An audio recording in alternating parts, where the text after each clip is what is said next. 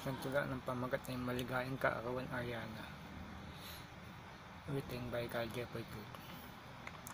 Minsan lang dumating sa mga kababaihan ang magdaos ng ika-18 kaarawan, lalo na kay Binibining Ariana de Guzman Asilo, ngayong buwan ng mga puso ng Pebrero.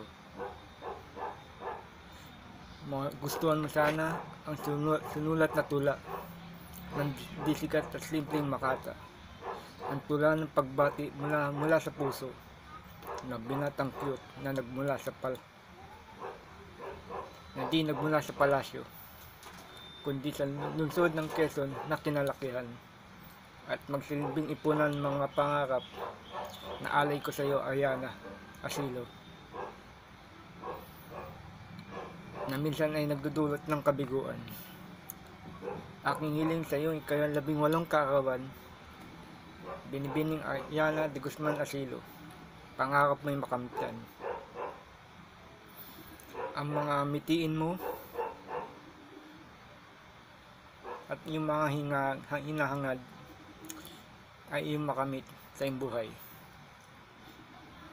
Dahil ito isang kayamanan hindi kailanman mapapalitan.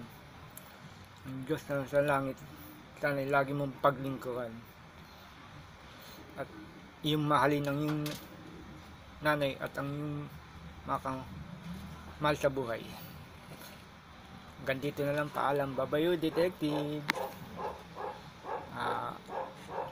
Ariana de Guzman Asilo, happy birthday ulit.